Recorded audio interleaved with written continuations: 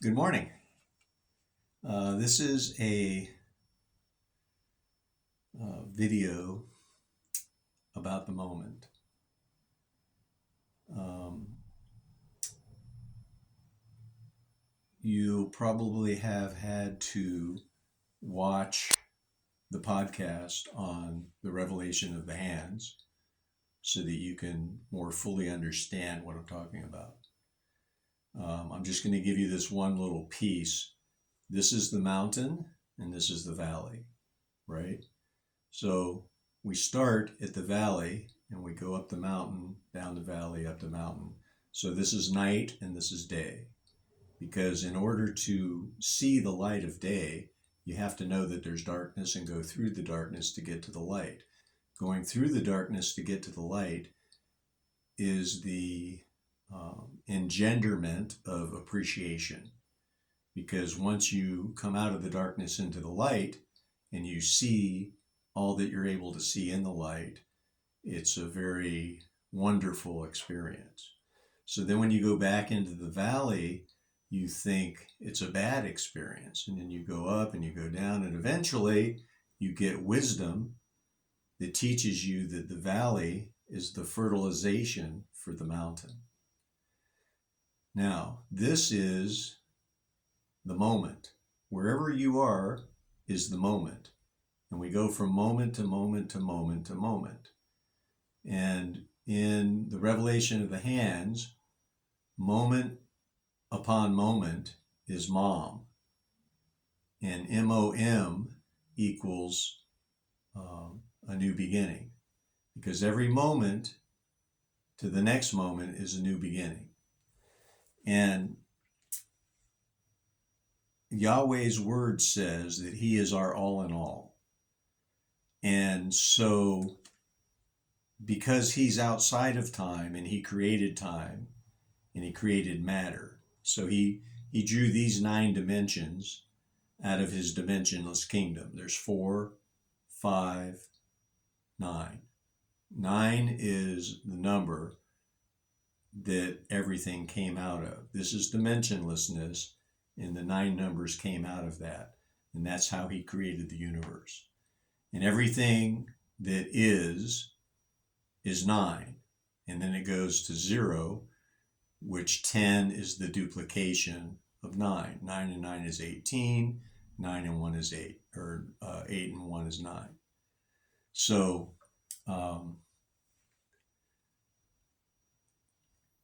the understanding is that God is in every moment, therefore, he is waiting for us to arrive to the next moment. Now, when we're not in true understanding of what existence is, who God is, who we are, and what is this all for, we cannot fully be in the moment. But once you understand what it means to be fully in the moment, the first thing you do is start practicing being fully in the moment.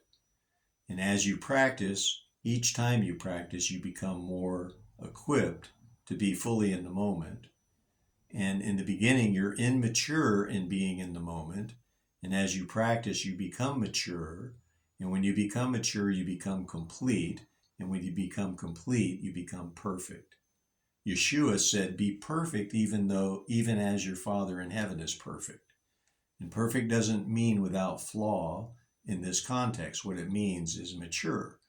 When an apple grows on a tree, it is not perfect until it's completely mature.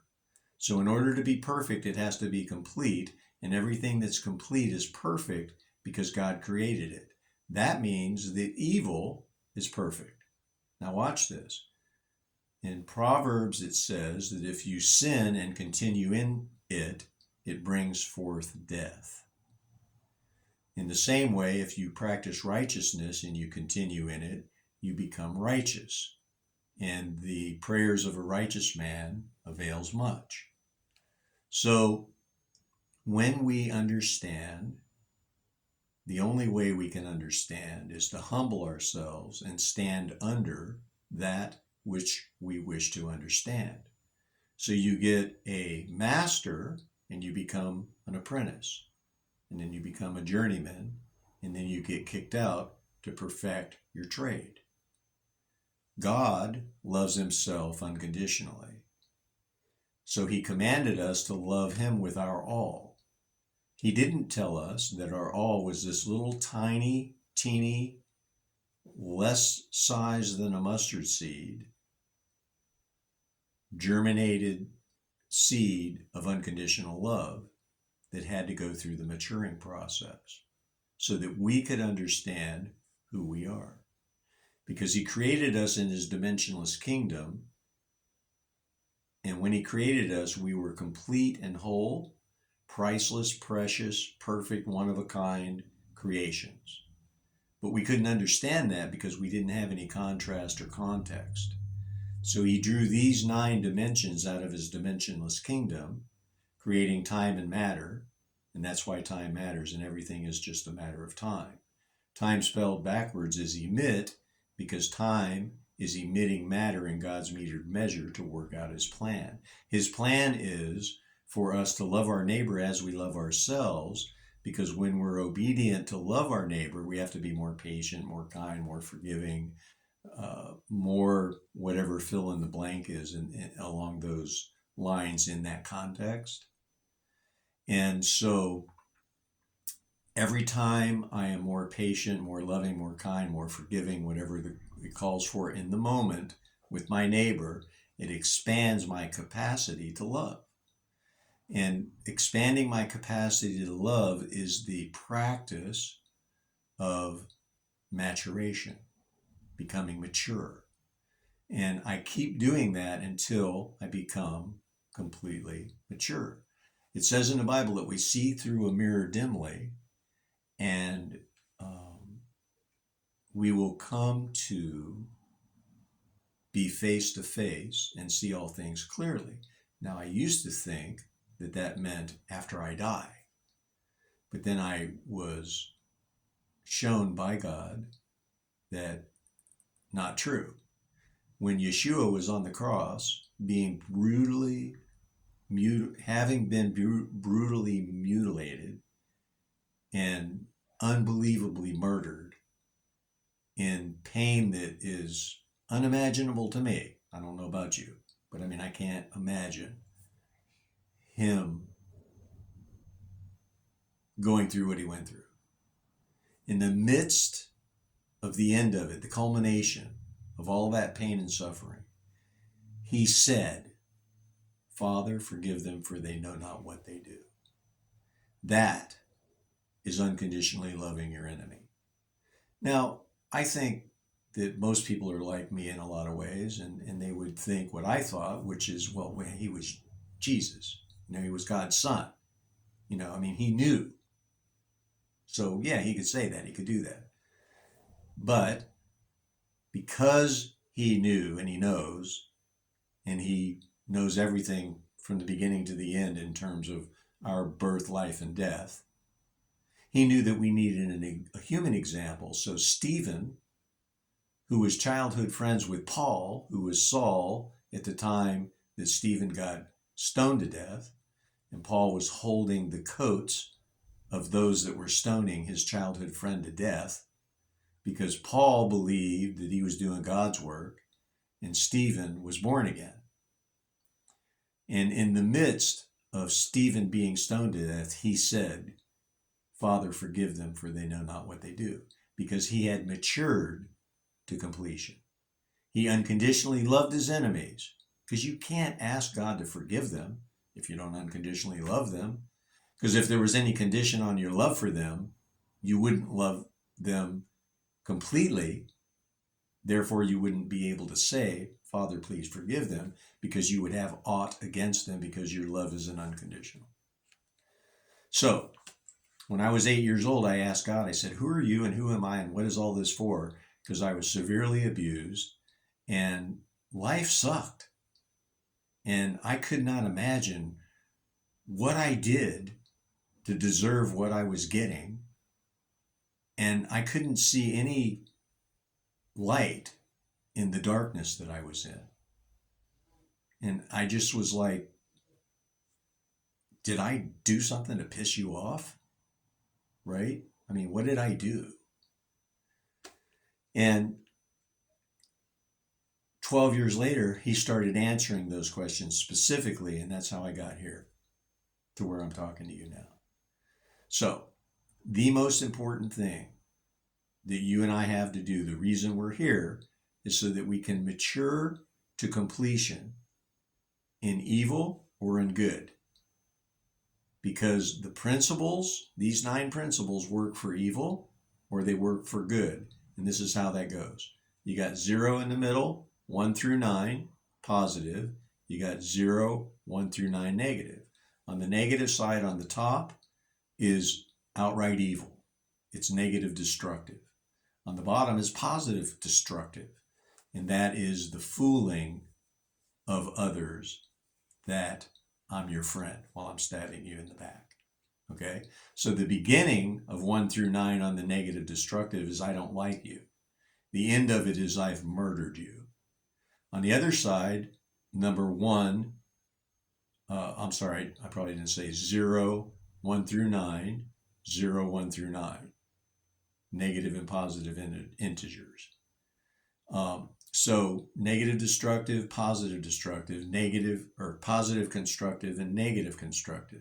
So positive constructive is outright love, and negative constructive is the correction in love, the correction with the purpose and the motive only of love. Okay, so I like you, and if it's male to male, it's non-sexual, unconditional love. And if it's correction, it's like, I like you, so I'm going to tell you you have bad breath. Or I like you, so I'm going to tell you in a kind, loving manner that I think you're off the mark, that you're not being present. Because being present is the whole entire constructive, positive purpose of being alive. Because in this moment, I am with Yahweh, Yeshua, in the Ruach HaKodesh. Okay? God turned to them and said, let us create them in our likeness and image. And they created us male and female. Now realize God is the creator. And the Ruach HaKodesh was drawn out of God, just like Adam or Eve was drawn out of Adam, because that's the way God operates. He draws things out. And he draws things out so that we can see them, so that we can go through the maturation process, so that we can join him. And we can't join him unless we become able to unconditionally love. Or we become able to unconditionally hate. And again, there's the devil's camp and there's God's camp, the flesh and the spirit. We were one, and then we were separated. We discover, we duplicate, we balance, we circulate in the neutrality of the flesh. It's not space, it's neutral. It's like water, but it's so fine, it has not been able to be measured, so we call it space, because we don't know how to measure it. But neutrality is what allows the dynamic of motion, because without it, everything would be static. So we have a static fingerprint, and then we have an energetic fingerprint. So when I discover something, I duplicate it according to my energetic fingerprint, my vibe, okay? So when I draw a piece of art and you draw a piece of art, it's a reflection of the artist. And that's why artists sign what they make. This is God's signature of man. So I am so very excited to tell you that you have nothing to fear. Fear is false evidence appearing real once you're born again. Before you're born again, you see spirituality from an earthly perspective, which is finite, which is limited, very limited. Once you're born again, then you see the finite for what it is. It's a tool. It's a tool of maturity, maturing to completion, to perfection, to be joined together in one with God or with the devil. God created evil. He had to create darkness. He had to create evil. He had to create light so that we would have the contrast and the context to understand the difference and be able to communicate the way we are communicating. So, I love you, and I appreciate you, and I value you, and I hope that you will integrate, digest, and let the understanding of the revelation of the hands be digested so that you see and you hear and you think and you speak and you act according to the principles of the revelation of the hands.